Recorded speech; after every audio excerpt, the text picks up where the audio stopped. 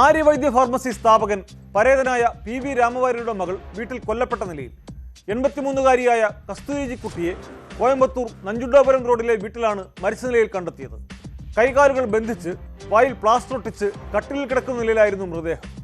കവർച്ചയ്ക്ക് നടന്ന കൊലപാതകമാണെന്നാണ് പോലീസിന്റെ നിഗമനം.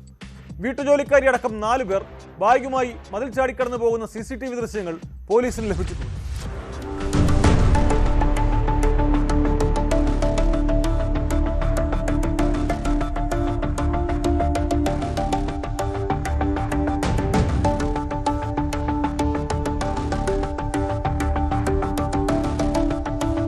കോയമ്പത്തൂർ ആര്യവൈദ്യ ഫാർമസി സ്ഥാപകൻ PV രാമവാര്യരുടെ മകളും മുൻ മാനേജിംഗ് ഡയറക്ടർ PR കൃഷ്ണകുമാറിന്റെ സഹോദരിയുമാണ് കൊല്ലപ്പെട്ട കസ്തൂരി കുട്ടി. കോയമ്പത്തൂർ രാമനാഥപുരം നഞ്ചുണ്ടപുരം റോഡിലെ വീട്ടിൽ കഴിഞ്ഞ ദിവസം രാവിലെയാണ് മൃതദേഹം കണ്ടെത്തിയത്. ഭർത്താവ് ഗോപാലൻകുട്ടി മരിച്ച ശേഷം കസ്തൂരി, മകനും AVP ഡയറക്ടറുമായ ഡോക്ടർ രാമൻകുട്ടി എന്നിവർ മാത്രമായിരുന്നു വീട്ടിൽ താമസം. സംഭവം നടക്കുമ്പോൾ രാമൻകുട്ടി വിദേശത്തായിരുന്നു. കോയമ്പത്തൂർ സിംഗാനല്ലൂരിൽ താമസിക്കുന്ന മകൾ സുജാത രാവിലെ പതിവ് പോലെ കസ്തൂരിയെ ഫോണിൽ വിളിച്ചെങ്കിലും കിട്ടിയില്ല. തുടർന്ന് അയൽവാസികളെ വിവരമറിയിച്ച് വീട് പരിശോധിച്ചപ്പോഴാണ് കിടപ്പുമുറിയിൽ മൃതദേഹം കണ്ടെത്തിയത്. വായിൽ പ്ലാസ്റ്റർ ഒട്ടിച്ച് തുണികൊണ്ട് കൈകാലുകൾ ബന്ധിച്ച നിലയിലായിരുന്നു മൃതദേഹം. വീട്ടിലെ ജോലിക്കാരി നേപ്പാൾ സ്വദേശിയായ 38-കാരി സുർജ റോക്കിയെ സംഭവത്തിന് ശേഷം കാണാതായി. സുർജ അടക്കം 4 പേർ ബാഗുമായി വീടിന്റെ മതിൽ ചാടി കടന്നു പോകുന്ന CCTV ദൃശ്യങ്ങൾ പോലീസിന് കിട്ടി.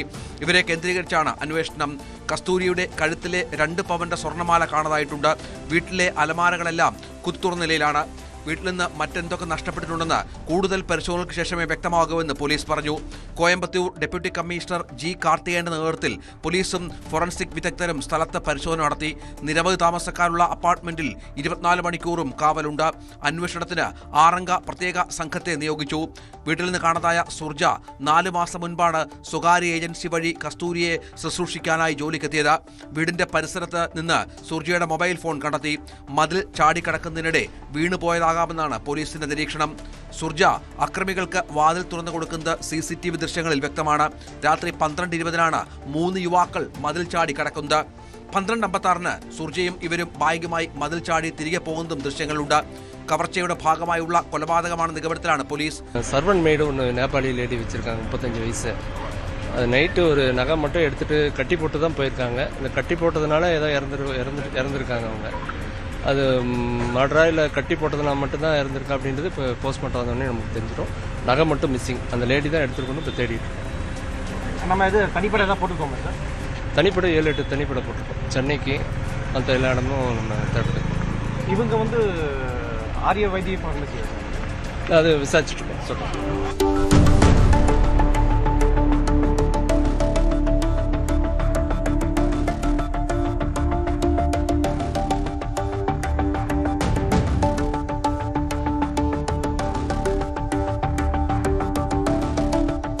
പ്രതികൾ നേപ്പാളിലേക്ക് കടക്കാനുള്ള സാധ്യതയുള്ളതിനാൽ അതിർത്തി പ്രദേശങ്ങളിലും പരിശോധന തുടങ്ങി. കോയമ്പത്തൂർ മെഡിക്കൽ കോളേജ് ആശുപത്രിയിൽ പോസ്റ്റ്മോർട്ടത്തിന് ശേഷം കസ്തൂരിയുടെ സംസ്കാരം നടത്തി.